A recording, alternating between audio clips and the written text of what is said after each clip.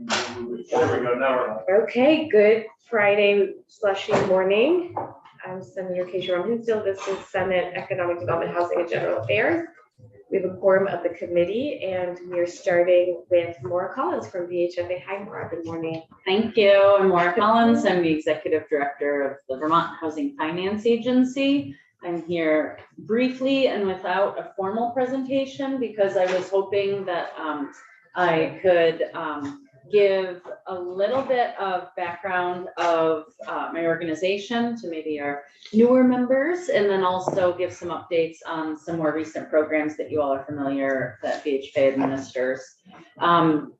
So again, I know that this is repeat for many of you, but I just always think it's helpful to remind ourselves about the alphabet soup that is the housing organizations. We are one of several statewide housing funders. The VHFA is unique in the fact that we do not come to the state to get appropriations. We are not a state agency. We were created by the legislature, and one of our better moves. I agree completely.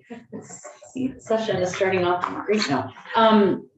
So just again, I do know that this is a recap for many people, but that VHFA is self-supported and sustaining because of our ability to issue tax-exempt bonds. And I know we have many finance committee members here, but the feds, and this explanation won't be as long as it sounds when I reference the 1960s. But have you met Senator Harrison? Yes. Oh, great. Yes. Maura Nice Collins, to see you. Yeah. So in the 60s and 70s, when the feds decided to create tax-exempt bonding, they did that for certain charitable purposes and said, people want bonds in their portfolios and they should be able to not pay taxes on those earnings, but we only want that to be possible for certain, I say charitable purposes.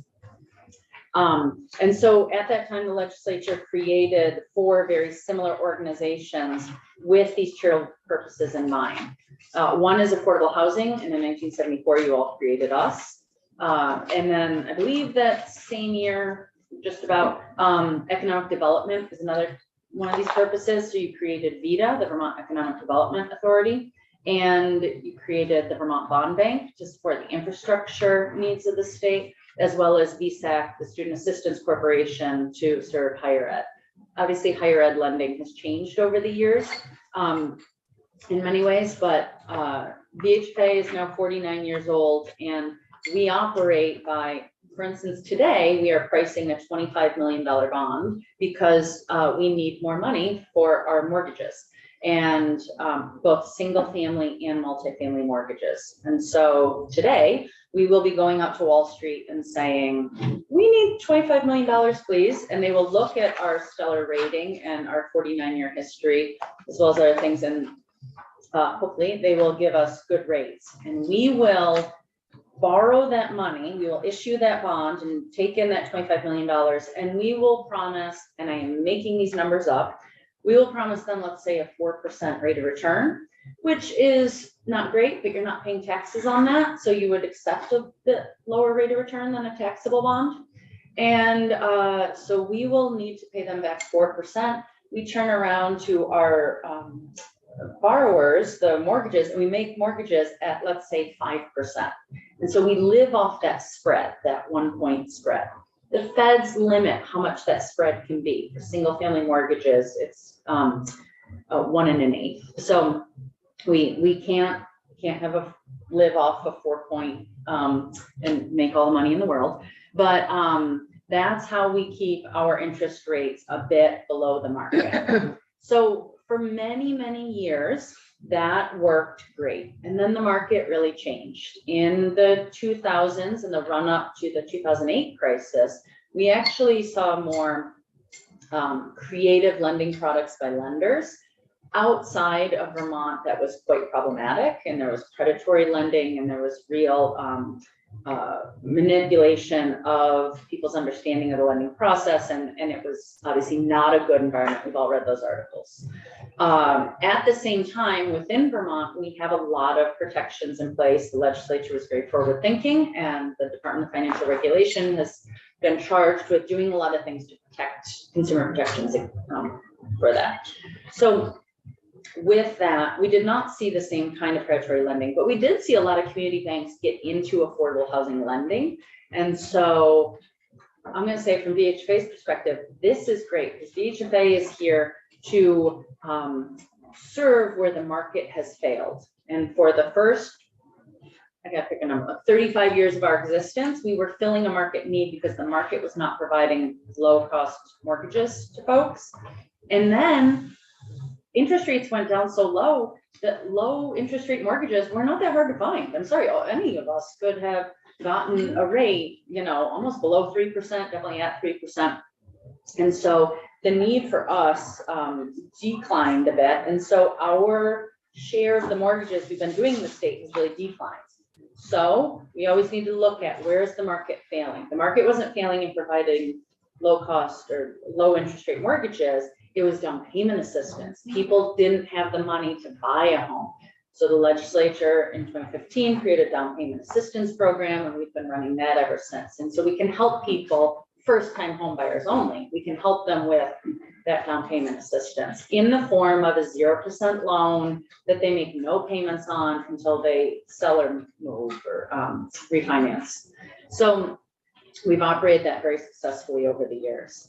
Now what we see is that the market isn't performing in a different way. It's stock, it's inventory, it's finding homes. In the first week of December, we were in Addison County doing a big press conference announcing the missing middle income homeownership development program that you all authorized with $15 million of ARPA money last year.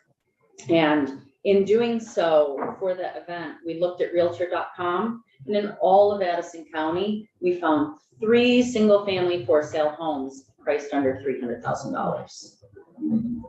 So, so right now we see that there's not enough stock, and so I'm talking a lot about homeownership. I can also talk about that these same bonds, these tax-exempt bonds, are also issued to support lending on multifamily housing.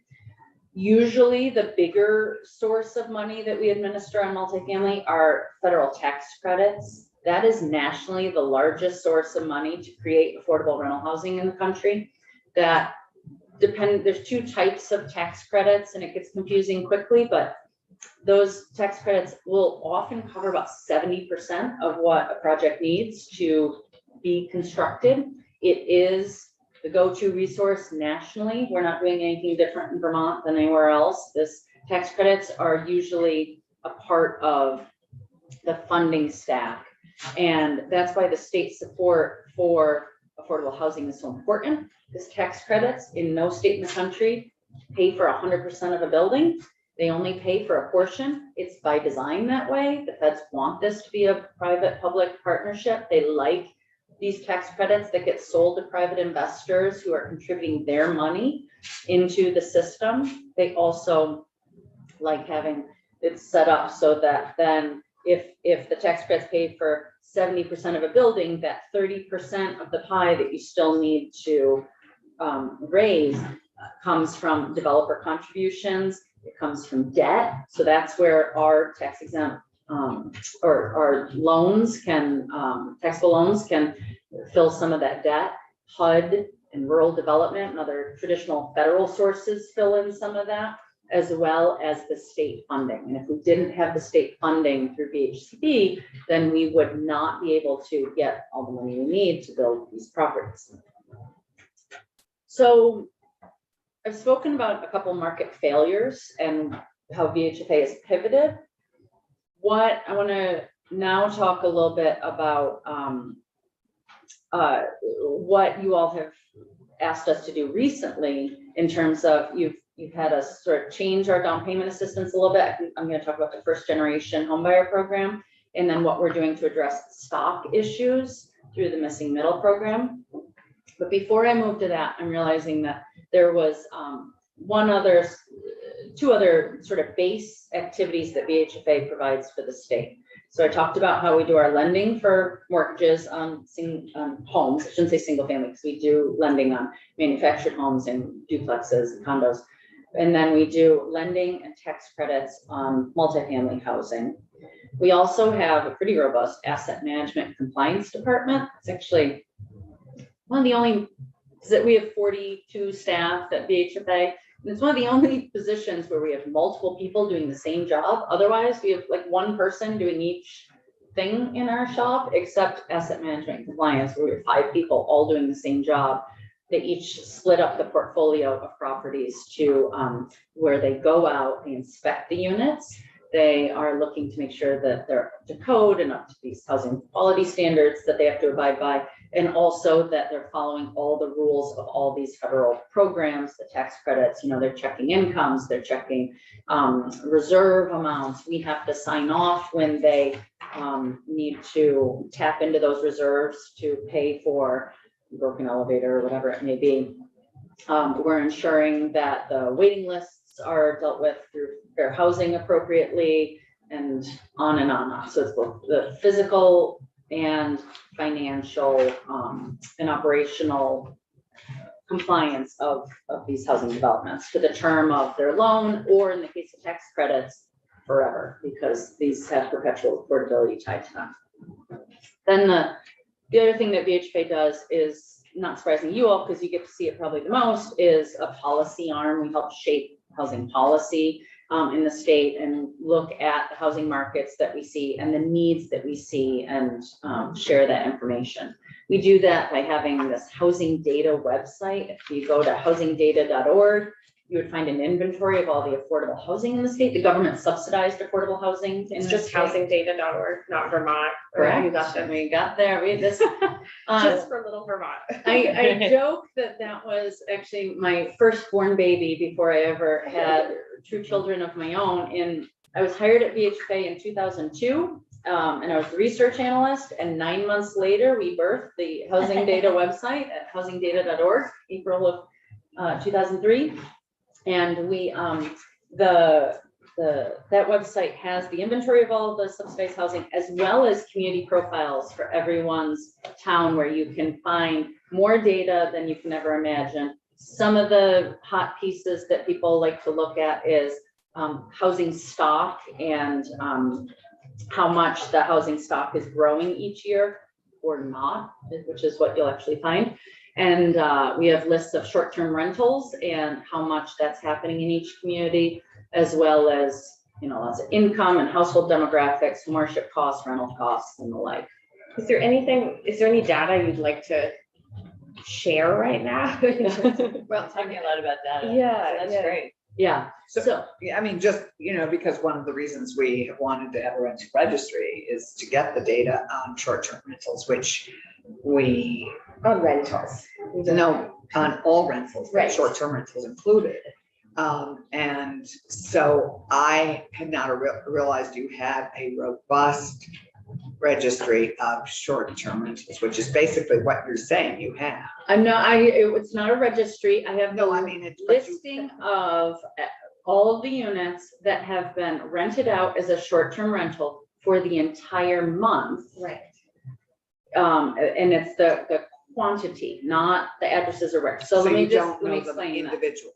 Correct. You don't know their locations. Correct. You can't do it by I town. can tell you that for the town of Woodstock, I can tell you how many short-term rentals every month, going back to, I think, 2014, Are paying tax. every month were available as a short-term rental for 30 days of that month.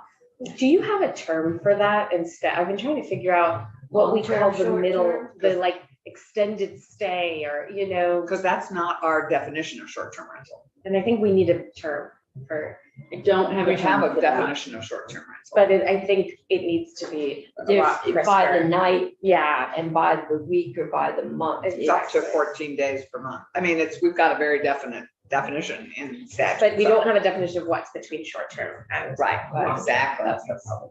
What's the source of your data again, Laura? It's called AirDNA. We pay for it. It is a Spanish company that has compiled, and they include Airbnb, VRBO, and I need to check those are the two biggest, but I know there's others. So Do you know if they also, though, have the ability to drill down further other than simply the full month? In other words, are they in effect like a data broker who can cut and select the data that a customer might want need to look into that more, because I see what you're getting at, Yeah. and I need to know, are we only willing to pay for the Yeah, cheap yeah. version, and if we paid more, could we get more? It's a really good question. I do want to clarify something I think I wasn't clear on. It's the rentals that are listed in our short-term, in our data on short-term rentals. They may be rented out for 1 night, 3 nights, a weekend, a week at a time, all that. I'm just saying that the housing unit was available to be rented for 30 days. Right. Okay. Which is different Mhm. than, I know some people on Church Street in Burlington who, commencement weekend, they will go stay with their parents, 'cause they're young adults, and they will rent out their place for that weekend, or maybe homecoming or other things, Right. but it is not otherwise available for that month. That's what I'm trying to weed out, is those episodic, Right. on Tuesdays and Wednesdays, you can have my place because I travel, I don't know, weird, people do weird things. And Columbus Day weekend. yeah, but not otherwise for the month.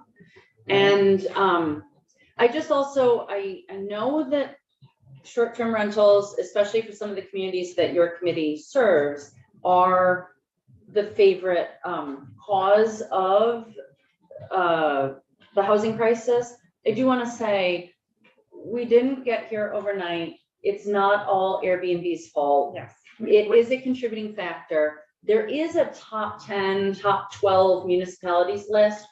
Your towns are represented in that top 10 We're list, clear. so I see why you're focused on it.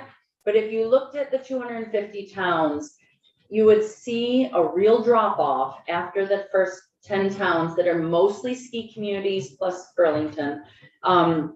You would see a real drop off in how many short-term rentals actually happen. And there are so many nuances to this conversation. For instance, I always like to point out my next door neighbors in the city of Essex Junction are retirees who go to Florida for 3 months in the winter. For 2 of those months, they rent out their place And we through want that to Airbnb. happen. And that helps Yes. make it affordable, and all. Yeah. That home will never be available year round for someone to live in. Well, And most so there's- legislators are renting. I was gonna say. You're right. And so I just want to say that, like, this is a nuanced conversation that deserves its own testimony if you were going to do something. We are going to hear from the short-term rental alliance. Yes. And they have been doing more in-depth data collection in Washington and Lamoille counties with data that their Airbnb and other platform, agents want to give them to say, this is what we're doing. And most of it is renting a month or more to nurses and people in transition. And so this is an example of, you all laid the groundwork last year with the legislation to allow municipalities to regulate short-term rentals. Right. And so we have followed on your coattails, and through our housing data website, we have a housing ready toolkit where we try to explain to communities, here's all the data, look at these community profiles where you get more data than your eyes could ever take in. And you could get all the data. We explain how to do a needs assessment on your own. We're just going to pull it up. Okay. And then it also has, we also have information about if your needs are X, Y, and Z, here are the policy levers and tools that are available to you. One of which is trying to do some best practices around regulating short-term rentals that communities could consider. So this is the website. And if you scroll down just a little bit, Scott, right there, you'll see, you would link there, you could click the community profiles on the left. Is if you look at that gray box on the left, these are the types of information we have. And when you clicked on homeowners, you would see from the property transfer tax data around how many home sales, there's homeownership rate by race. There is more information here than my testimony would allow me to go through. But each of these, you can click on one, pick your favorite, Scott. Okay, there. Is there anything you want, like something you want to point out? That Well, actually, if you go over to housing stock is my favorite. Housing needs would be good. Yeah. Yeah, and then scroll down, see that next one, that one, rate of change in housing supply. This is one of my favorites. When you click on it, you could get this for your town as well, but what you're seeing here are the decades scroll just a little smidgen more, there we go. So you can see that in the 80s, we were adding about 1.8% of our housing stock every year. It was common in the 60s, 70s, and 80s to add about 2% of our housing stock every Yeah. year. You can see that each decade, we have been adding a smaller percentage of our housing stock. And we now are creating about 2,000 homes a year, 2,700 over the last decade each year. And that's not enough. We estimate that we need between 5,000 a year or up to 6,500 a year. And so adding 2,000 homes a year is just not enough. I want to be clear when I say adding homes, I mean adding homes to the market. I don't necessarily just mean new construction. Right. I mean We're clear. that we're bringing something back online, there's adaptive reuse. But you can see on the left there, just to finish up on this chart, this is true for all the charts where, see how there's communities listed on the right? I said left. On the right, you could select Does anybody want to see their? different towns Like, and what. again, given Woodstock's already been mentioned, we could go to Woodstock. I had a feeling. So if you click, yep, there you go. There is a little search at the top, but Right, keep almost scrolling there. down. the bottom. And I keep going. There you go. Right. Yeah. And A so Woodstock Village. look Nothing. at that. You did something in the 90s, right? And so you can see now the smaller area you go, the more you start going, what went on Yeah, in the yeah. 80s in Woodstock Village? But Is that the village? there may have, Oh, right, the yeah. village is on the right and the town, I believe, is in the middle. And I So- think if you went a little bit above and looked at Winooski, you'd see the opposite. Oh, you should see an increase, actually. a Yeah. lot. and so, whew, you know, Right, there's look just, at Winooski. there's so much here that Yes. it's overwhelming. So this is why we need housing commissions. And this is what we create. If Scott, if we could go back out of this data, hit back a couple times. Good point. You know, we don't have house. We have conservation commissions, we have energy commissions. One more back. We do not have, most towns have housing. My bad joke is that every town has a cemetery commission and very few have a housing commission. And so we clearly care about where people live in the afterlife. But that's permanent housing. You know, Yeah. it's- Yeah, that is permanent. And it's affordable. Sometimes. So can you just click the logo on the top left to bring us back to the main and scroll down a little bit? Thank you. I can bring my laptop next time. If you were to click that center one about the housing ready toolkit, I think it says, you would see on the left there, the resources. There's not enough time to go into all these, but you can get a sense from that gray box on the left. We have sample charges of housing commissions, like who should be on it. We actually really encourage non-residents to be on it, people who want to live in that community but cannot yet. We think that's a best practice. We have information about policies that should be promoted and the like. And so we are trying to promote communities, but it really takes a housing commission to have these conversations. Planning commissions can't do it. They're too busy enacting the rules that are already in place and updating the bylaws and such for the next rewrite. It's a housing commission that takes that laser focus that can really dive into all of this information. Do you see us trying to incentivize the creation of housing commissions in some way in policy this year? That is interesting. I'd like to give it more some thought. thought. I will say communities have never been, our phones are ringing off the hook in a way they never have Right. before. They Maybe know just need this. funding to And help. so there are concepts being discussed, I know, about like housing resource navigators for communities to support housing commissions. And like, this is where most staff outside Chittenden County do not have a community development director. They don't have folks who could support a housing commission like this. And so that kind of assistance for communities is a great thing.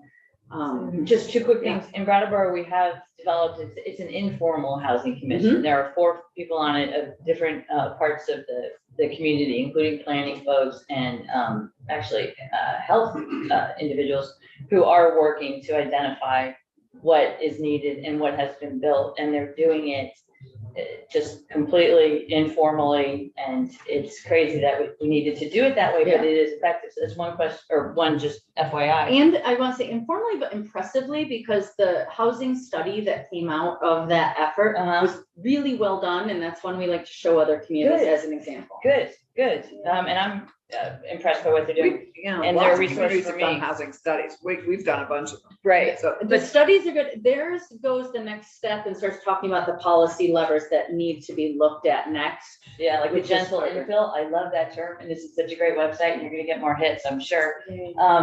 Are you tracking the missing middle program and how that's being used? So the homeownership development program.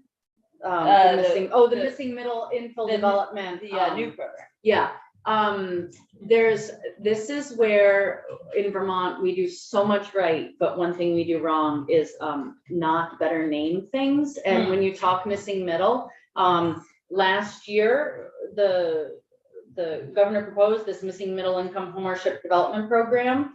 I don't know why I called it missing middle, because missing middle is a planning term that has long been used by planners about duplexes, triplexes, fourplexes, that is this in between where it's not a multifamily big building, but it's not a single family, and that we needed to better use our space and land by encouraging that kind of density development.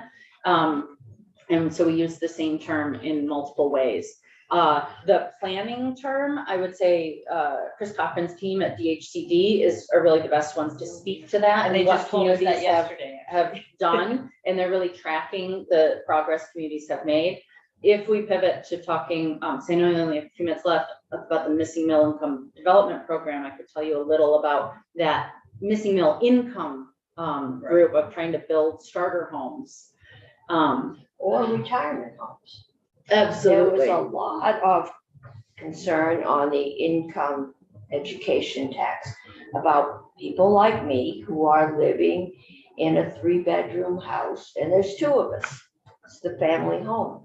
But unless I want to move into senior living, there is no place to downsize in Montpelier.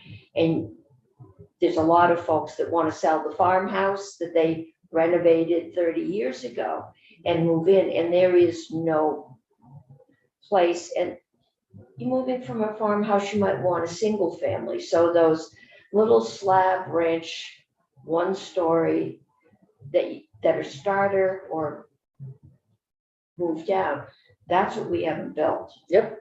That's exactly it. Downsizing housing we're desperate Downsizing. for in Yeah. the Upper Valley. So that's what you all were envisioning when you awarded 15 million of ARPA funds to VHFA last year.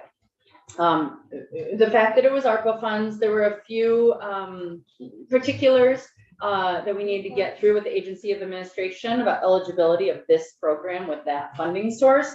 So I'll say we got the final sign off and signed the agreement with the state just in late November and launched the program the first week of December. But we had put our guidance and draft application, everything out to the world in June because we knew it was coming. So developers had a good long time to learn about the program, talk through, have meetings with us about would this be eligible? What do you think about that? And so when we opened up the application, within the first month, all 15 million was applied for in a month. So it went in a heartbeat is what I recall. And so we made a difficult decision that wasn't popular with all those applicants to actually leave it open for another month. Because we know how important the legislature was very clear about geographic diversity and wanting to serve lots of communities. So we had 17 pre-application meetings over the summer in December. 7 of those were with for-profit applicants, 6 were with Habitat chapters, and 4 were with nonprofit applicants, so a nice blend. If you remember, a third of the money needs to go to support shared equity housing developments, which are primarily done through, well, so far all done through nonprofit partners. The applications we were talking about spread across 13 towns and 8 different counties and would have paid for about 155 homes. I want to be clear, I'm talking about these pre-application meetings. We have not awarded this money yet. The applications are still open. Just over a third were shared equity. And so we then got formal applications to, from 7 of those projects to cover about 90 homes in 7 different towns across 5 counties. Given we're now out of town, Yep. Tom, would you be kind enough to send us that update on missing? Missing income? Yep. I will Missing say income. though, that, again, the applications are still open, so Yeah, you may but- want to wait another few weeks to find out what we do. We're going to award these at our March meeting. We're gonna hear from you a lot this session, but it would be great for those of us who are just sort of digesting some of the updates on policy we put in place last year. It'd be great. I'd love to hear that, and I'd love to hear if you'd also send us what you've got from the first generation Yeah, just, applications and stuff. I'm gonna take Chair's prerogative to carve a few minutes out of Austin's testimony, Oh. just because I wanna. I'm gonna speak very quickly and because- Talk about your priorities. yeah, Yeah. the Sorry, Austin. first generation program, just as a reminder, was $1 million of general funds, where VHFA was, as we've had a long-standing program through the state tax credit program to fund down payment assistance loans. And as I said, 0% loans, you don't make any payments until you're done with it. That right now you can get $10,000 or $15,000 depending on your income, the higher amount for lower. income. $5,000 loan, we had to up that. Went up.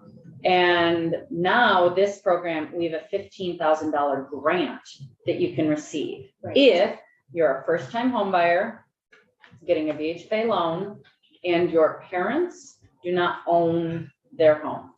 Because what we were trying to address through this was the generational wealth that has long been enjoyed by people, where the parents, and again, when I come to give formal testimony just on this program, I can speak to, in VHFA's experience, how many people have the benefit of gifts from parents when buying a home through a down payment. And that it's quite a bit, even for the low income folks who come to VHFA, first time home buyers, they often will get gifts from parents. And this program was meant to almost be that proxy or that replacement when that's not possible because a parent doesn't own their home. There's also a small carve out that if you've been in the foster care system, you're also eligible, even if there is a parent who technically owns a home. So so we were instructed by the legislature and very happy to engage with BIPOC-led, Black, Indigenous, and people of color-led organizations and constituencies as a part of this. Here's another example of a program that we could have stood up June 1st after you all passed it, but we decided to hold off and not open until November because we really want to make sure that these organizations and this focus that we heard to make sure that people were aware of this program and how it was going to work and get that engagement going was robust. Because this is a program that doesn't come to us with applications. These are individual mortgages. And so you just go to your lender and you say, do I qualify? Here's a purchase and sales agreement. And it happens in that moment. We don't batch home purchases like we do with this missing middle program or larger funding awards. Instead, they happen chronologically as people have an opportunity. And so there was no way for us to put at the front of the list anyone. And so we did that outreach and engagement. I'd love to come and speak more to it. It was a great learning experience for us. I will say we did not have the robust network of connections with these groups that I'm embarrassed to say we should have had years ago. And yet through that, we have now formed some great trusted relationships. And it's clear that while, and I think it'd be important to have people speak for themselves, but I'll say from our side of the table of what we were hearing from organizations, one, they were a bit overwhelmed by how many pieces of legislation asked for them to be engaged with. And that is a burden that honestly we need to reflect on.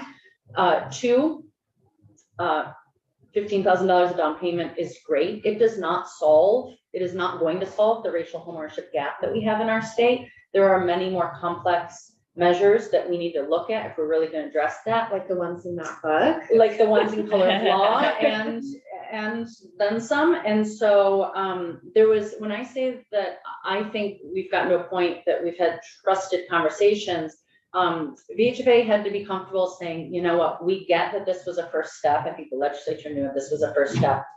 We're in it for the long haul. We'd like to engage in the further conversations. We've been practicing in a certain way for definitely decades. I'm gonna say hundreds of years. We are not gonna solve this in the next 3 to 5. And so it's going to take some new tools for us to look at if we're going to really revolutionize a system that has structural racism embedded within it. And so that is a much bigger conversation, but we do need to be looking at all the steps along the process and not just down payment or not just, that final piece. We need to be looking at a lot more in that. And so I think that VHFA is in a unique position to convene some of those conversations. We work with all lenders in the state, banks, credit unions, mortgage companies. Everyone who works in Vermont is eligible to be a VHFA participating lender. They are not all participating lenders. They have chosen sometimes to not bother with offering VHFA loans. That is fine. They have business reasons. I actually know a bunch of those reasons, and I don't think they're bad. Like, they're not wrong to not want to offer our products sometimes, but I think that because we can offer the great programs that we do with the down payment assistance, the first gen, all that, I think we offer something unique. And so having the state use VHFA as a vehicle for convening conversations, for bringing together the lending community and other communities, historically marginalized communities in the state, I think we would be welcome to that. We are on our own organizational and personal journeys in this. We are a white-led, predominantly white organization that comes to this very humbly, but with an interest to serve and to learn with the state. And so that, anyway, so we can talk more. You there. Yeah. I would love to see some of the data that, I think I've just alluded to data thus far that others may know. We only have 18 Black homeowners total in Burlington. We have the 5th largest racial homeownership gap in the country. It's in the low 20% for Black Vermonters and the mid 70% for white Vermonters. That is a huge gap. So if you want to come in with some of that data, and if people in the group you've been talking to would feel affirmed by sharing their story with us, we'd really love to have that as we build a housing bill. Yeah, and I just love to tag on that. We knew this was just the beginning with this piece of the bill. An important first step, and I'm very eager to learn what you're going to learn as you roll this out more fully, and how we can help create the tools that you're going to need to help us over time really whittle away at this challenge. And I have my testimony ready about the. So I guess my question to you, Maura, is, are you going to have specific recommendations for us for this year or probably next year on how to improve and build on that tool, or recommend other tools? Yeah, I want to be honest and say, I don't even know if there's a coalescing of agreement around the tools. Right. It is so much more vague and hard to pin to a wall. Like, if the question, there's this eagerness of wanting to do something, and I'm not sure we're at that stage. Right, so that's part of what I'm Right. asking you is, and we need your recommendation whether this is even working and worth continuing to finance, because we're gonna have to continue to finance it. Yeah. So I guess that's one question is, is this worth keeping on and seeing where we get with it? And then either this year or next, would love to hear additional things we can do to, because we are going to need tools to whittle away at this. It's not, if we don't provide more tools to, to attack this problem, we're never going to get there. So, whether it's this year or next. Yeah.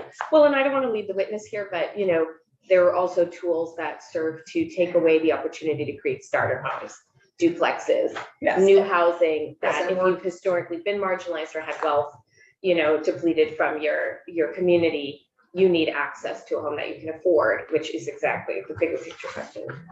Yeah. Senator here. Very quick thing, we can help get the word out. If you have materials, you can send them to the legislators, and we can help get the word out. I'd love to do that. Yep, I will follow up with that. I will say, just to make sure I'm clear about this first gen program, it was before the new year that I last asked, but we had 2 reservations right now. So this money is not flying out the door. Right. 2 reservations. And the reason is, there's no homes. So Yeah.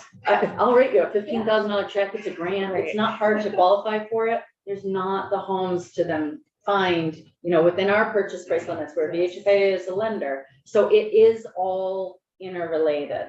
And the last thing I'll just put a point in saying, I'd love to think more about what those next steps are, and I will take that under advisement. I think there's a real question about if you wanted to support such things through, again, a white-led organization like VHFA, or if you wanted to hear from the Land Access and Opportunity Board, which is They're gonna the come in. BIPOC-led organization, Yeah. and start to really question if there's more partnerships that is led by people of color in this, where VHFA can be a supporting actor in that Yeah. regard. We will absolutely have you back in. The question is, do you want to come in next week? We could probably make time for that, but you're right. It reminded me, I want to make time for the Professionals of Color Network and the Land Access and Opportunity Board. And I just want to say for everyone's reference that, Mara's going to be a big partner on drafting our housing bill this year. So Well, she's a partner in finance. She's been a critical She's a great partner all the way along. Yes, we appreciate you. Thank you. I feel like this was a little all over the place, so I guess I just wanted to reinforce that I am here as a partner and available. I'm happy to give more updates on some of these more recent programs, as well as any other of our longstanding programs you may be curious about. And thank you also for the housing conference this fall. I Yeah. thought it was terrific, and it was eye-opening on a couple things. And I'm delighted to know we're moving forward on some of the zoning work. Yes, The mapping is, I understand I'm doing that I will separately. pass your gratitude on to the people who actually did the conference. They were a Well, great team. You were our hostess, so thank you. And I would say that especially Senator Cummings and I, that includes Senator Brock as well, we're trying to figure out how to make sure we get the housing and economic angle in here and the finance and tax angle in finance, since you're going to see the 3 of us quite a bit. Yes, and I do think that there's, and this is a perfect segue to us, because I don't want to keep taking up this time, that we are hearing, when I say that the phones ring off the hook from communities, the next most common call are from employers who every week or 2, we're seeing a new article about employers who are forced into the position of needing to go at their own, build their own darn housing because they can't find it in the community. That is a hard call for us who's supposed to be that housing resource. And so there are some new tools we've been working on that would support employers specifically, where a revolving loan fund, where the affordability provisions only last as long as that loan. It's not perpetual, it's not that deeply subsidized, but just something where if an employer wanted to contribute something toward housing, we would have a companion government-sponsored, easy to access development program that would make their money go farther through a public-private partnership And again. We were Great. So Sam Hooper. that's exactly it. So I'll let Austin maybe speak next about what Great. he's hearing from employers directly. Thanks so much, Mara. Thank you. And I don't know why no one wants the fancy chair, but I you think can we have want it. It was supposed to be our witness chair, but people are so used to Big the and hard painful. work. Well, is it because it's too low or too high or what? Pretty high. It's pretty high. Our chairs are high too. Well, maybe we can adjust it. Yeah. It I is like kind of funny. Good. to sit It has in a- the- yeah. Yes, This please. is the Yeah. worst chair. We need to This get. This at is, least it also we makes can you get a slide pet. backwards. Yeah. We will get rid of it and get a pet. Not to be the bearer of more bad news, but we usually have a 10-minute break just before 10:30, and I it's can- just not on the schedule. I can today. be pretty quick. Thank you, Um, Austin. I have a presentation, and Scott, do I have the ability to, okay. I'm just gonna, I don't know how relevant the presentation is. It was existing already from time I spent upstairs in House Commerce, your colleagues. So, and they have a lot of new members that I Yeah. am kind of just getting to know. I think it's a very different situation here. I know each of you had the pleasure of working. It's good to see you in this Nice to capacity. That's right, when you ski. Yes, I'm a ski resident, so I had the pleasure of having Senator as my interim city manager for some time, and work on some transportation issues in the free time that I do have. Oh, let me make sure I'm muted. And can you just introduce? Yes. Yeah, I thought I'd do that when For the record. Yeah. Oh, over here. Yeah, yeah, Oh, that's right. We wanted to 'Cause make I- your intern too, Senator Brock. yeah, we have no idea. Please. My name is Peregrine Ibarra. I'm Senator Cross intern for this legislative session From UVM? from UVM. Okay, you're part Senior of this. UVM. Senior Great. UVM, double major in economics and political science. Oh, great. This is the room for you. Absolutely. I'm Is excited. this part of your dissertation? Or your, This is actually a class. not dissertation, what's, your, They get credit through UVM for right, no, but I mean, seniors write a thesis. Is this part of your? capstone in the business. No, actually, I don't. Okay. Yeah, he It's a doesn't five- have it's to a do it. 5-credit course. Got Right. And Hi, I'm Polly Major. I'm with Vermont Housing and Conservation Board. And you'll hear from Gus next Yes. week, but I just. Oh, we appreciate Nice that. to meet you. I know you. Of course. Peregrine, we'll try to make sure you always have a seat in here Oh, too. thank you. This- Yeah. this is- Appreciate it. but we do have a limit, so sadly.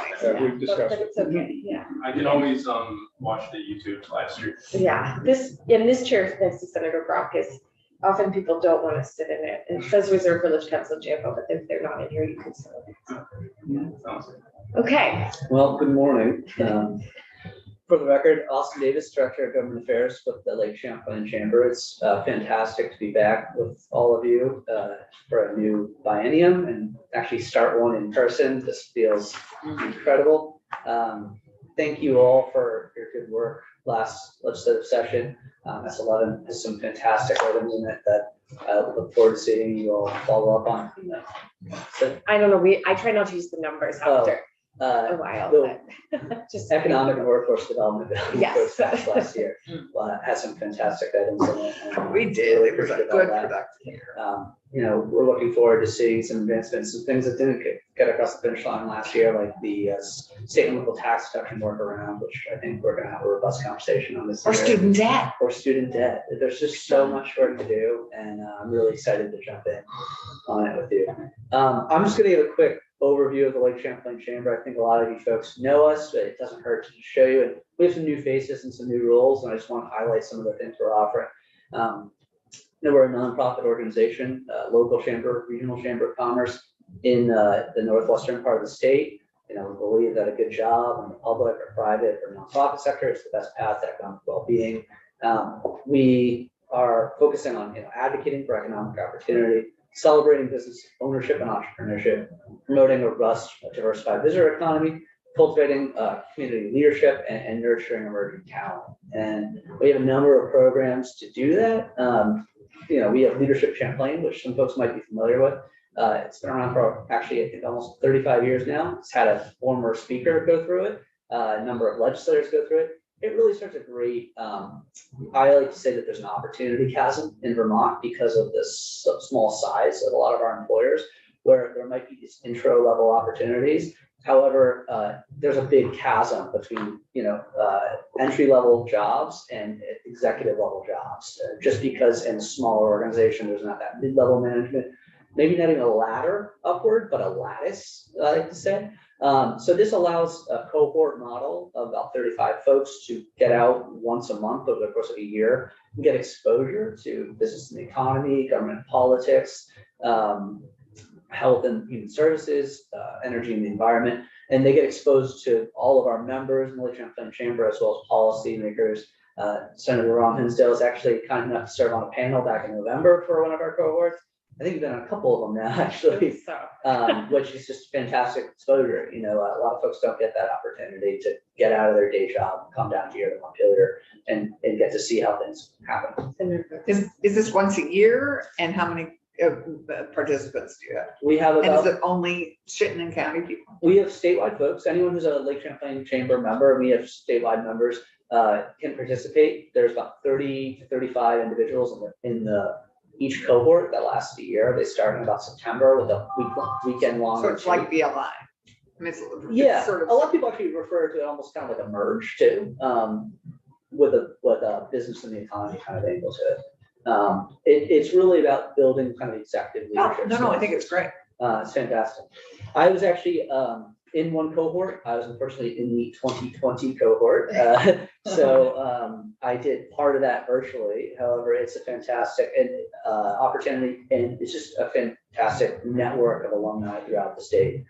That Alex runs that. He also directs talent and BT, for Talent BTV for us, which is kind of a larger umbrella for Burlington Young Professionals as well as some of our other work we do around connecting folks trying to relocate or trying to navigate employment in the state with employers, allowing opportunities for networking, posting a resume drive, numerous things like that fall under that. As I said, including Burlington Young Professionals, which is our network for folks in the greater Burlington region. I'll talk about how when we say Burlington these days, we're not really just talking Burlington anymore, but Burlington Young Professionals allows a space for young professionals to connect with each other, with employers, to get the resources they need, and then also an opportunity for us to engage with them and understand what's needed, understand things like that opportunity chasm we talked about, and advocate for them. Launch BT is our business accelerator. The business accelerators operate much like an incubator, a little bit different though, more of a focus on in-kind contributions. A lot of times, you get a small startup and the idea is let's just throw a lot of money behind them, where money's not necessarily all they need.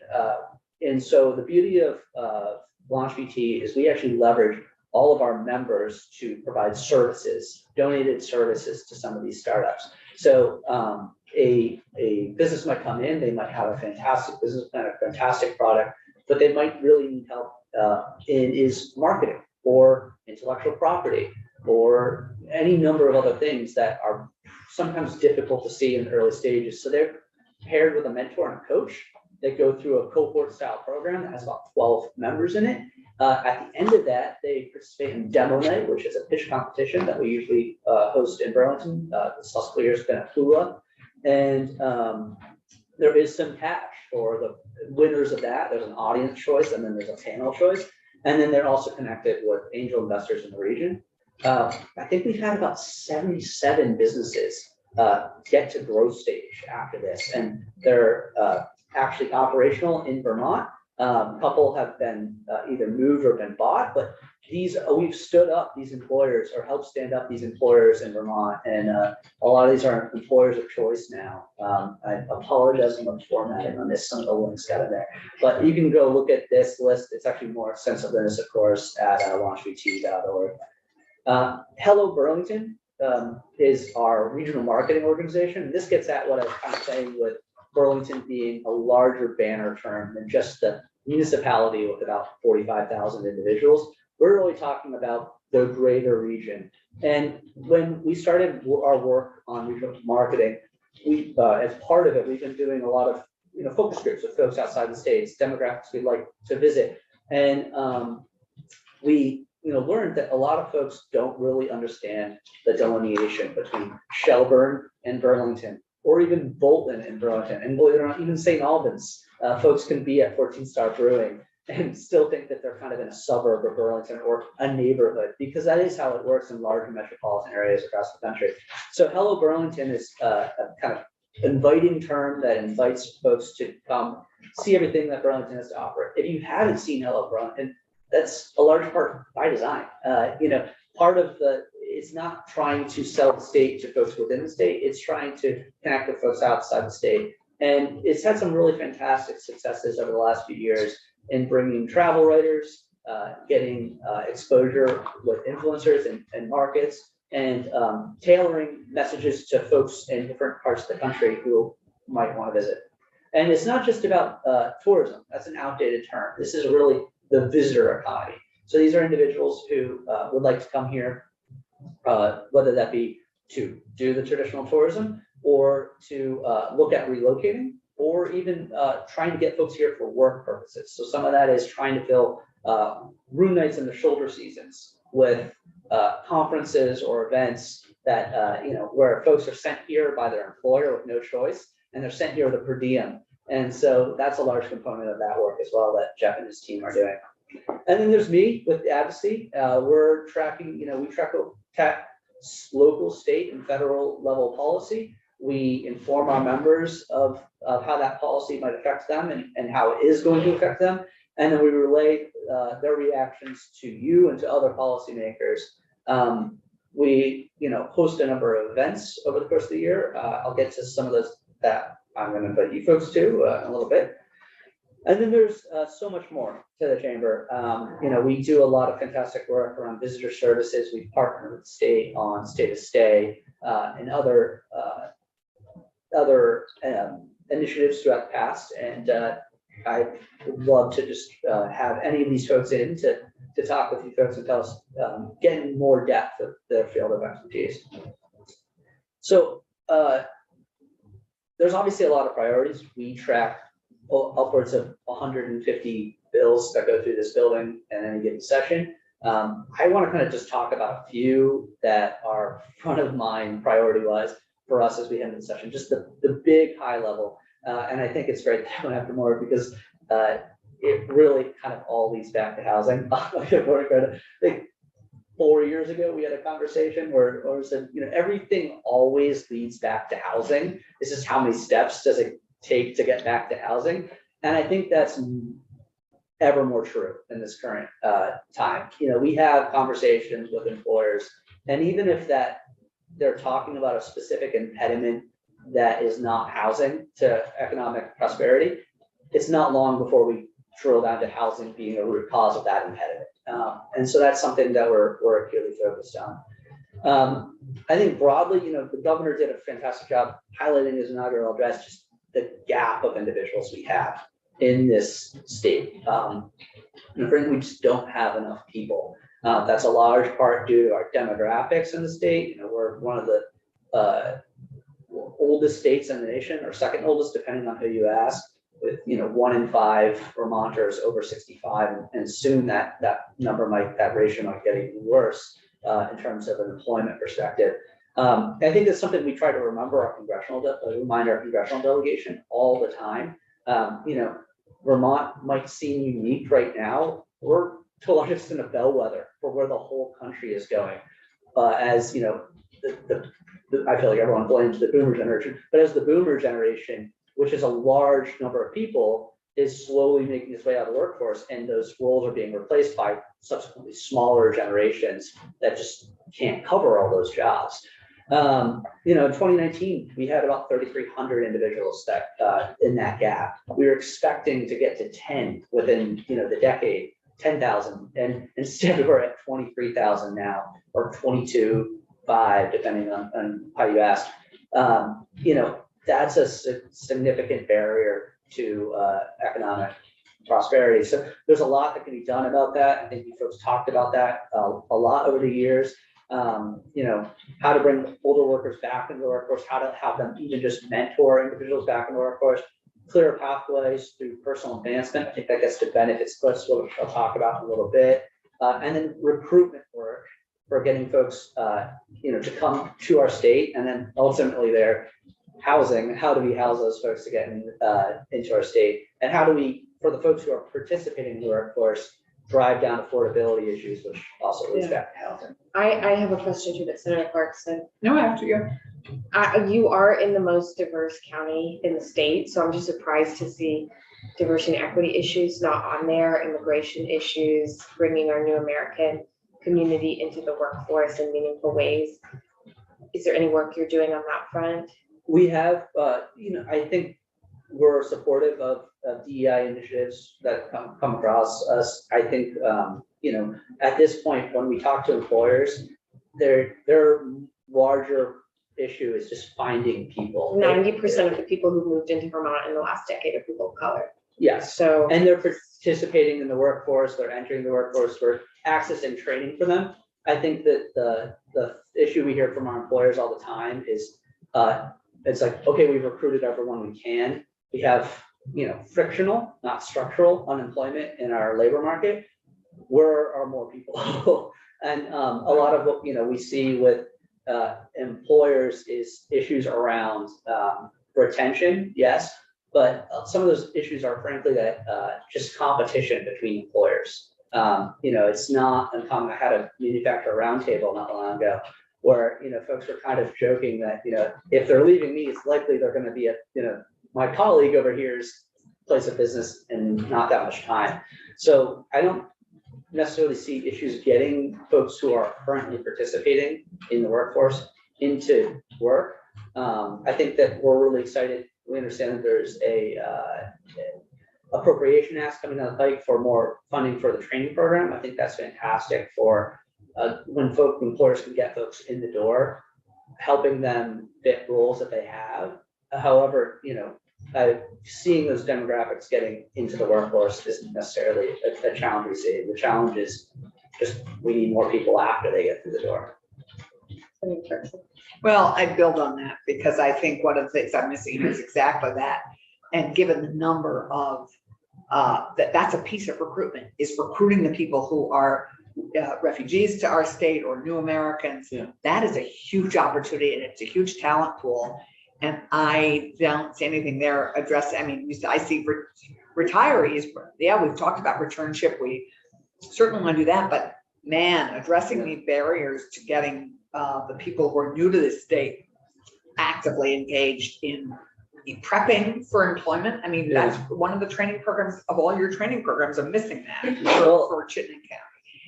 Is training and prepping people for employment. Yeah. Which I know there are a lot of people, lots of organizations responsible for that, but I would think you'd be one of the keys leading the charge on that. Sure. And let me just finish, which is my other concern. I mean, I would reinforce the reason personal advancement we saw in COVID was a huge piece of why people are no longer necessarily doing what they were doing 4 years ago. We gave them the opportunity to get better educated, to learn new things and to think about what they might want to do. And that's so important but we also need to be filling in the starter jobs too. But, I'm so glad in some ways you put that in there because I think that's a critical piece to retention is people desperately need to grow in their work. I think, this is certainly, as it kind of says here, not an exhaustive list. I'd love to come back at a future time and talk about, I think there's a plethora of items. There's no one magic item that can kind of bridge that gap. It's going to take an all of the above kind of approach. And I think, in terms of, we've engaged with our congressional delegation repeatedly around the federal barriers for welcoming many new Americans. I think that's something that our employers are continually frustrated with is the last president was, kind of gutted some of the large components of our federal bureaucracy that were responsible for processing visas, not just here, even abroad. Some of the issue that we're seeing is that the visa processing offices and, embassies far and wide are not even staffed up at the level they were pre-2016. So I think a lot of our employers are frustrated about that. And I think that there's, a desire to welcome more folks into the state, for sure. So, newbie question. Do we know what percentage of new Americans in Chittenden aren't in the workforce? That's a good question. Yeah. I think that's a key question. We can, if anyone at the state level has that information, it's Matt Barowitz, not by necessarily designation of where they were born, but person of color or limited English proficiency. Yeah. And there might be organizations closer to the ground in Burlington, Winooski, or within the Professionals of Color Network who have that information. It would be great as we talk about our workforce and to have that. And some of yours might have some. I would just include Winning Yeah. County in that conversation. Yes, Because absolutely. also Yeah. we're, Oh, absolutely. yeah, Right. You're rocking it down there. right, and because it's so new, we have data. I believe. Yes. And what I know is, I mean, if you come through refugee resettlement or probably the parolee resettlement, you are expected to work. So those numbers correlate very closely. They only accept people if there is an available job for them. So there's, as they transition people into jobs where they're going to be successful, that's almost a 1-to-1 ratio for an adult of working age. And then, you just look further out at as they get reunification, support to bring more family members here, what's happening there. So, Yeah, just a quick, I personally know people who have been frustrated because when you first get here, you can't work. You're That's right. prohibited and If you are and they almost correct. want to go Well- sell things on the street. Yeah. They're so eager to work. And you and I have had conversations about in Winooski, we'll have folks who will try to, I'm in my free time, I'm the chair of the Green Mountain Transit Board, and we'll have new Americans who are like, I drove buses or vehicles that require CDLs where I came from. It's incredibly hard to get a CDL in this day and age. Yeah. And so, and it's not just an issue of, I can't remember how many pages, it's a very thick manual that you get the second you're about to, you decide you want to get a CDL. And that has some technical language that you might understand from just a hands-on perspective, but in the manual format, it's very hard to navigate. And then the driving schools aren't very friendly to Yes. English language. Yes. And then, and that's not necessarily even an issue of the driver schools, that's federal regulation on the driving schools. So there are a lot of impediments that way. I think the crux of this slide, if you were to take one thing away, is with our fictional unemployment, not structural unemployment we have in the state, if we could drive unemployment to zero, which is impossible, if we could, we would still have a gap of at least Oh, 15,000 individuals. yeah, And I think that's more what So I'm trying to get at here is, Right. and some of this, for example, retaining older workers or bringing them back into the workforce is about the fact that the folks who are coming in need that mentorship. We're losing, as we lose the graying part of our workforce, we're losing a lot of institutional knowledge, a lot of just knowledge that could be passed on. I was in a conversation with manufacturers again last Friday where they were talking about how for the longest time folks really want to talk about apprenticeships, like I think in way smaller scale here. We're talking mentorships. We want mentorship programs. These older retirees who can come in and say like, how's it going on this licensure or this kind of technical skill? Work on even some of the soft skills that are necessary for some of the roles of today. I think that's just, like I said, it's just an issue of supply of labor force that we continue are coming up against. And all leads back to housing again, though, as I said. You're in the right committee. So talk. Yeah, and actually, that's something I'm really excited about with this committee. I think when you go upstairs and you go to House Commerce and Economic Development, not having the housing charge, I think will kind of make it almost as if we get to like a good momentum on things and they're like, all right, now let's talk housing, and we're gonna have to stop and I'm gonna have to walk down the hall. So that's something I'm actually really excited, the intersection of our labor issues with housing issues, you folks can just kind of work on in this really fantastic way, I think. We like to think about, about development and about housing through the 5 Ls lens. I can't take credit for this. This is actually something The that 5 Ls. the Peter Tucker over at the Realtors Yes. Oh, came he's up with, coming in next week. which I think is fantastic. Labor, land, lending, laws, and lumber. It really does. It's a nice way, Great. and lumber is kind of just a stand-in for materials broadly. It's really just a nice way to talk about some of the pain points and talk about the solutions around them. And I think it's really ironic when I've done roundtables, or it'd be funny if it wasn't really sad when I've done roundtables with developers and I said, okay, what do you folks need? And they're like, let's talk through these 5 Ls. What do you folks need to build housing? And they're like, well, labor. I'm like, all right, what do you need for labor? Housing for our workers. No, you're the housing Right, people. it's so You're true. telling me you Yeah. need housing in order to build housing. And I think that just gets to like the structural, almost rock bottom we've hit here with our housing issue is that like housing itself is presenting a barrier to developing housing. Right. And I think it just underlines how crucial this subject matter is. I think we're excited about some of the early versions of housing bills we've seen floating around the building, getting at, duplicative regulation in municipal areas, allowing, certain types of residential properties to be permitted maybe by right is really exciting to us. I think you folks did really great work back in even 2019, 2020 on S237, which we were really pushing for and were disappointed when it couldn't get across the finish line. Yeah. You know, I think we've been in here I've been in here for 4 years asking about exemption for areas of enhanced designation from Act 250. I've got some language that would create a parity between how agricultural properties are treated when they want to change use, or when properties that go into agriculture want to change use and get out of Act 250. You know, if a commercial property, we're going to move that to a housing use. You know, that permit follows the use. You know, so if we have a mill and we want to turn that into condos, even if, you know, but for that permit, that development wouldn't trigger Act 250, it's going to at least be in a minor application.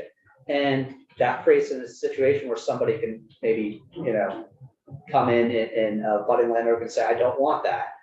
Or we can have issues with just timing around that. So if we had that same commercial property wants to move to an agricultural process under existing case law, our REOX, that's actually exempted.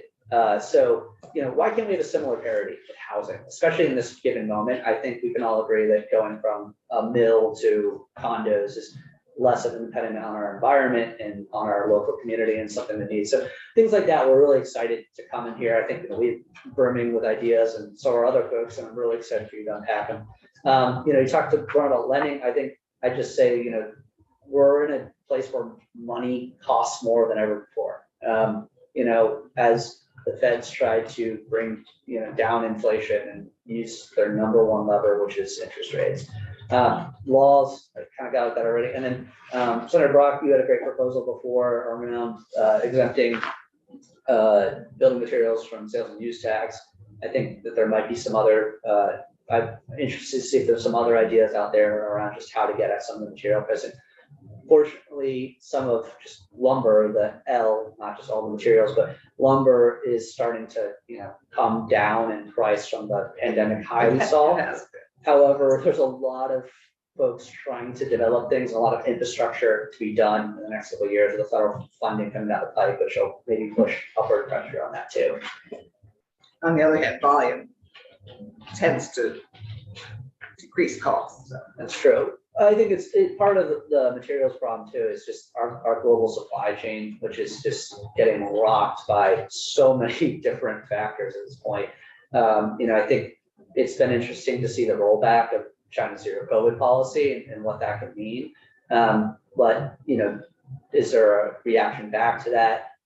You know, there's certainly in that sector of the world too, just, you know, increasing saber rattling by different powers. There's just, as we've learned in 2020, there's no shortage of ways that, you know, grains of sand can get into the gears of the global supply chain and then have massive impacts on our own little corner of the world. So that's just something we're always concerned about, especially as folks are forecasting, many folks are forecasting a potential recession. And yeah, the way recessions work, we could be in one right now and not even know it. I know you're not supposed to say that word, but. Well, we're more unique than recession right now. As you go from housing to childcare, when the RAND report comes out next week, we're going to take testimony from business leaders. I just want to make sure you hear that about childcare issues. And actually, one of the things that I've started to notice as a pattern is for those on construction sites building housing, they have a little bit more flexibility. They don't often have the same benefits as a partner who works at the hospital, works at a school. And if someone needs to stay home because they can't figure out childcare, you know, it's more likely going to be piecing together a grandparent plus the person who could walk off the construction job and stay home. And I don't know if there's any trends you're seeing that impact, you know, housing, construction, and other sectors of the economy from childcare in that specific way as well as you talk about childcare. Yeah, I really recommend, you know, talking to the Vermont Home Builders Association. Yeah. I'm sure you have them on the agenda too.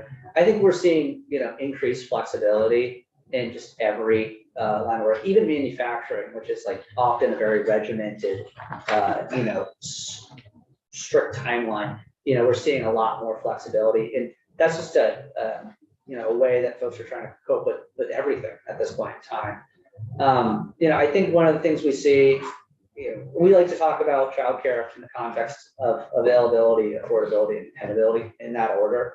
And the reason why is, folks struggle with the availability component. There's a lack of childcare out there in the landscape. There's also just a difficulty in navigating. I almost wonder if that should be part of the conversation around how we stabilize our childcare system. Could be a central location that can help folks navigate available providers and available tools to afford those providers. I think, you hear from a lot of folks who are saying how difficult it is. You have to kind of try to grab a spot the second you're going to have a child, and then you're kind of just Google searching. There's not really a central place. If there are a couple places that might be central, but they'll have outdated links where there's not availability, or the place has even gone out of business, or, all these types of things. We have the childcare resource center, but you're saying that that's not serving people. Or folks don't know about it. I think, what I hear a lot about from. That's easier to solve. Yeah, that's Creative certainly easier. I think what we're seeing a lot of with employers is HR doing an increased amount of just assistance for employees on the clock for off the clock issues. Because if they don't, the off the clock issues mean that there are no on the clock issues, because there's no time on the clock. The person leaves the workforce. So I really recommend that you folks talk with Working Bridges. I think that's an incredible program of United Way. And it's about this. And what do they do? Employment assistance. So these are basically coaches or navigators who can help employees. A lot of times setting up, a table by the break room, and can help employees navigate everything from childcare to financial literacy to taxes to assistance. Okay. So I always get confused. There's the program for people in Working Fields is for people in recovery. Mhm. Working Bridges is United Way. I think we should talk to both. Yeah, We just gave. Yeah, exactly. We just Okay. gave Working Fields an award at our last annual dinner, recognizing their work. They do fantastic work. We need both. I think you should definitely talk to them. They do similar work, focus on folks who are recovering. Working Bridges is a contracted service that our members use in order to help with some of these on-the-clock issues. And, there are a lot of stories that we just hear as we talk to folks who work in HR across the state about helping folks try to find housing, helping folks try to understand things like credit so they can build a line of credit, so they can actually own a home. And all of these, issues, like I said, they're off the clock issues, but ultimately need to be solved on the clock if that employee is going to be operating at their best and be able to continue working with the employer. So, something of that nature that helps folks navigate resources. And that also gets to, again, benefits, which is my next slide, but availability is hard. And then, once availability has been tackled, it's about affordability. It's very expensive. If you look at, our state's basic needs budget, most of the upward Don't pressure. look at it. I'm sorry. You're gonna look at Sorry, the next slide because it's all about that. But if you look at our basic needs budget, most of the Don't. cost pressures on a household budget are childcare and housing. That is what puts the upward pressure on wages, is the need to accommodate childcare and housing. I think it gets especially hard too. I think a lot of times we're talking about affordability, low income Vermonters. I actually would say we're talking more middle and upper middle income Vermonters are struggling here, because once you get above 350% of the federal poverty level, you're not eligible for CCFAP anymore, Child Care Financial Assistance Program. Our childcare subsidies in state, you've definitely run out of, you're beyond employee attention tax credit, EITC. The Child Independent Care Credit was fantastic the last couple of years under the American Rescue Plan Act and CARES. However, now that's been scaled back to pre-pandemic levels. We have the new child tax credit, however, that's not specifically for childcare, but all of these things start to phase out. Really, much of our assistance starts to phase out in the state of Vermont, at the $90,000 household income level. And then once you're, between 90 and really, I'd say up to 200, you're in this place where you're should be doing fantastic, but you're dealing with all the affordability crunches of the state. And at the same time, you are, not getting any assistance. And then I'd say that also, that's a lot of our young professionals, our middle level folks in their career. As I said, that they're in that kind of opportunity chasm. They're trying to buy their first time home. They're trying to navigate childcare. They're trying to do all of these things. So they're at the perfect storm, if you're an individual in this place, of just dealing with everything. And I think that's where we see a lot of the frustration from our younger member employees throughout the state. And finally, getting kind of tangential there, if you get back to, the other component of this, and that's dependability. So they've tackled availability, they've tackled affordability. Now it's a Tuesday and they're like, I have my childcare, I'm going to work, I'm gonna attend this all hands meeting, and boom, nope, it's actually the childcare is having childcare facilities having staffing issues today. You need to come pick up the kid at work. I do need to give people breaks. So Yeah. I think we Okay. get it. So next- Childcare, I think. Next, Yeah. is the benefits cliff, and this gets to a little bit around the JFO basic needs budget, but we recently started some of our employers and asked them, have you had employees avoiding raises, promotions, extra hours, that are fear of losing state assistance or other public benefits? And 40% of our employers said, yes, they've had that situation. And I think that represents a large part of our workforce. If you say 40% of employers have one or two folks that could be a full-time employee that's a part-time, you start adding up all those part-time equivalents throughout the state, and that's a substantial amount of folks that are not fully participating workforce that might want to. And I could go on forever about this. I think that there's two components to this. There's driving off of a cliff, which is when you find out after the fact that a additional dollar earned is met with, say, $1.25 and assistance loss, and you're in a worse place. And that's traumatic. There's also parking at the cliff, which I think we talk about a little bit less. And that's kind of what this statistic gets at. That's more of the fear that if I do something, I might upset this balance that I've found. And that can just have folks self-hinder and not advance in their career, not advance in retirement savings, not advance in, the additional education that they might go to do. And I think that's something we're considering. And so one of the things we're talking about is the need for a dynamic basic needs calculator instead of a budget. Get rid of basic needs. Let's get livable wage. I mean, basic needs is not a livable wage. Mm. And the insidious aspect of this is that this is all designed, people are concerned about staying on public health. We should be having people earn enough so they don't need public health. Mhm. And this is a huge problem with our underpayment in Vermont. I mean, we underpay people across the board. It's 20% roughly. We've known that for years in this committee. How do we get at that? How do we get people not whoring themselves to stay on the benefits cliff? I mean, to stay on benefits, where we want people earning enough to be off benefits and independent and standing on their own 2 feet. And I think this is a really thorny issue here for us to be addressing. And I just don't know how we get at it before catering. We don't want to, I just think this is a huge challenge we face. I'll let So- Austin offer his final remarks. Yeah. A bill should come out on the floor today that you signed on to that would study how to move past this to the next phase that would include a lot of stakeholders, but Senator Lyons also agrees should be at the table. So our two committees want to look at this. And Yeah, I think, it's about understanding the knowns and the unknown unknowns. I hate that term, but, and that's what the calculator gets at. Because what we really want to understand is, we have a conversation around wages. Then we want to know about assistance that comes with that wages, supplemental poverty wage. And then it's kind of becomes a question of what's the delta between that livable wage, that JFO basic needs wage that we've kind of developed in a report for 20 years. And what's that delta and how is that delta best bridged?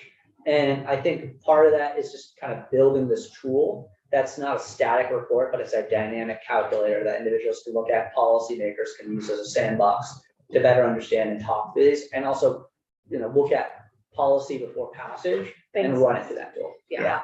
Don't stand between a pregnant chair and her brain. Yes, I am so sorry. That is the rule. A couple minutes over, but Yeah. that's it. There's so much more, Thank and I look forward to working with you. Thank you very much.